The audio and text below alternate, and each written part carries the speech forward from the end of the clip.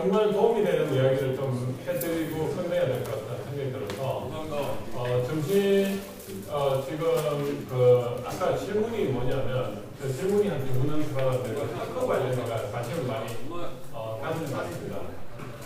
특허를 어떻게 내느냐, 그리고 특허 비용을 어떻게 감당했느냐. 제가 2006년부터 해가지고 특허를 내기까지 한 1년 걸렸는데 그 이후에 제가 하루에 거의 평균 한 건씩 냈던 이유가 한 1년 정도는 굉장히 제가 준비를 많이 했던 것 같습니다. 저는 일을 하는 스타일이 처음엔 좀 남들보다 속도가 늦었습니다. 왜냐하면 뭘 하더라도 고속도로를 밟는다 생각하고 좀 하는데 처음에는 이렇게 시스템 구축을 이렇게 해가다 보니까 처음에 굉장히 이렇게 느립니다. 그리고 한번 구축이 되면 그때부터 굉장히 빠릅니다. 그 첫 번째는 모듈화 시키는 겁니다. 모듈화. 그래서 저는 모든 걸 모듈화 시켜놨습니다. 컴퓨터에 DB로 다 모듈화 시켜가지고 상상성을 높게 해놨어요. 예를 들어 제가 설계를 할 때 250건을 설계를 했던 이유가 제품이 있으면 거기에 들어가는 어떤 핵심 제품 설계를 파트를 이렇게 해놨을 거예요.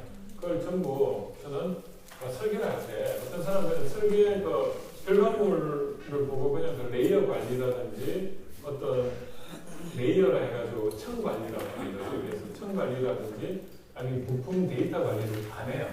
그러다 보니까 막 뒤죽박죽이 되어 분리도 안 되고 있는데 저는 모든 걸 전부 블록으로 다 잡아놔가 데이터 안에서도. 그래서 만약에 이거를 제품이 이렇게 만들었을 때 그걸 그대로 다른 제품으로 만들 때 거기 있는 시스템을 그대로 블록을 잡아 카피를 해가 몇 개 며칠 뚝뚝뚝뚝 하고 거기다가 또 제가 생각하는 인테그레이션 작업을 하면 남들은 한 달 앞에서 3일 만에 하고 그리고 그 시스템을 재사용하기 때문에 설계 실패율도 떨어지고 검증된 거니까 생산까지 해가 거의 모디파이가 다 되어 있는 블록들이기 때문에 그런 식으로 했어요. 예를 들어가지고 현대 같은 경우는 그거죠. 모비스라는 그런 어떤 모듈화된 업체들이 있지 않습니까? 그러다 보니까 자동차를 만드는데 현대에서 그냥 조립밖에 안 해요.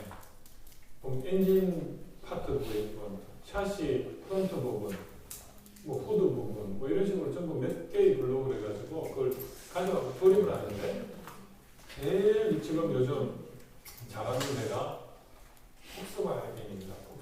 폭스바겐은 그걸 정말 모듈화 잘 되어 있는 것 같아요. 그래서 거기 자동차의 크기와 상관없이 중간에는 다 똑같아. 파사트든 뭐 CC든 뭐 하여튼 골프든 비틀이든 밑에 바디는 똑같은데요. 거기다 쌓아놓는 외관은 다른 거예요. 그럼 다양한 차종을 만드는데 핵심 트랜스미션이나 엔진이나 그런 구조는 다 똑같아요. 품질이 안정화되어 있죠. 왜냐하면 그 만들던 그거 메인은 계속 만드는데 차종에 따라서 그걸 계속 개발해봐요. 그럼 이게 문제가 생기잖아요. 특허도 마찬가지예요. 특허는 제가 정보를 하이아키로 해가지고 이렇게 전부 다 모아놨어요. 예를 들어가지고 신문 같은 걸 전부 오려가지고 저는 이렇게 모으는데 모으다 보면 그 주제가 양이 많아지잖아요. 그럼 그 주제 안에서도 또 분류가 가능한 거예요. 또 분류를 하고 그래서 그 6하 원칙에 따라서 저는 파일을 관리를 합니다. 그래서 제가 필요하면은 그 부분에 대한 데이터를 가지고 여러분들한테 강의할 때 마케팅 강의를 한다?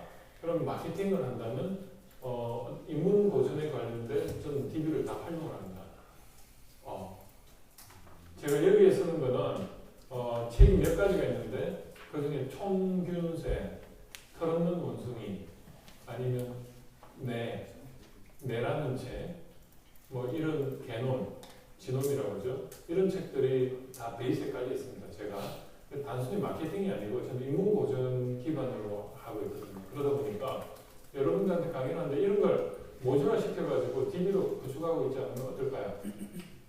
일일이 다 읽고 거기 하려면 시간도 없을 뿐더러 이런 퍼포먼스가 안 나오는 겁니다. 그래서 전 모든 걸 일단은 재사용성이 가능한 모듈화를 시키는 게 중요하고 저는 그 작업을 했는데 제가 개인 PC로 보여서 저반에서는 제가 보여드렸어요. DB를 한번 쭉 보여주니까 좀 놀라는 기색이 있더라고요. 그리고 이제 특허 비용은 제가 대기업에 있었기 때문에 가능했어요. 특허 한 건을 그 당시에 낼 때 30만 원이었어요.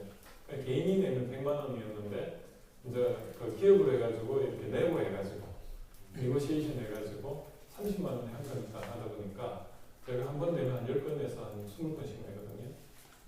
그러면은 그 변리사분이 제 전담 변리사가 있었고 그분하고 저하고 눈빛만 봐봐. 이해가 돼요?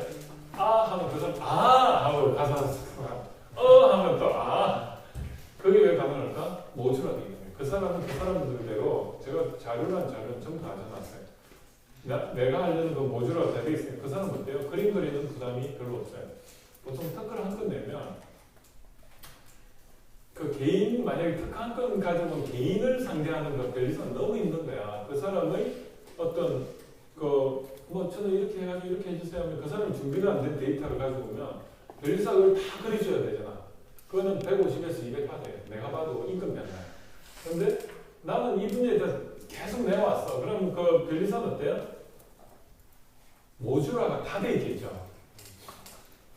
그러면 그거 그냥 인용해가지고 조합하면은 특허가 나오는 거예요. 그래서 변리사고 봤을 땐 제가 너무 그 사람 입장에서 아마 일하기 좋았을 겁니다. 그래서 저도 변리사 공부를 3년을 했었어요. 3번을 시험을 봤어요. 왜 누구보다도 변리사 입장에서 제가 또 라이팅을 하니까 그 사람 입장에서는 좋아하겠지. 그래서 저는 변리사 공부를 하면서 느꼈던 거는 오히려 제가 시험을 목적으로 했었으면 아마 뭐 굉장히 불만족스러울 수도 있는데 저는 시험이 목적이 아니고 그 변리사 공부를 하니까 저는 1타 몇 피를 얻었어요. 뭐냐면 변리사 공부랑 법을 공부하잖아요. 민법도 공부하고 다 공부해요. 형법도 공부하고 공부를 하다 보니까 법에 대해서 제가 체계를 알고 있습니다. 법에 대해서 제 나름대로 체계가 있고 그러다 보니까 논리적인 사고도 더 발달하고 그렇게 복합적으로. 그래서 저는 한 번은 제가 의뢰소송회가 이긴 적이 있습니다. 제가 소송을 진행해가지고 어느 대학 원문과를 상대로. 그러니까 이게 닥치면 안 돼요. 네. 그 이면은 이제 변리사 공부를 했기 때문에 그 법에 대해서 알고 있기 때문에 그게 가능한 거죠. 형법과 상법의 차이는 뭔가, 민법의 차이는 뭔가. 상법은 고의성을 제일 키우는 거예요. 그 사람이 하려고 했냐 안 했냐. 재질이 무겁죠. 그런데 어떻습니까? 민법은 의도성이 아니고요. 경제상의 문제예요. 경제상의 손해를 보기 때문에 민법에서는 그게 문제가 될 게 형법에서는 문제가 안 되는 경우도 있고 그래요.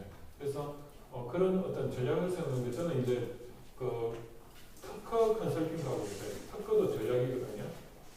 특허가 몇 가지 전략이 있는데 세 가지예요. 첫 번째가 디펜싱 하는 특허가 있어요. 뭐냐면 특허를 내는 것만으로도 상대방한테 데모하는 효과가 있어요. 우리가 특허를 냈다. 너 여기에 들어오지 마. 그런 데모가 있어요. 그 효과가 1년 6개월입니다.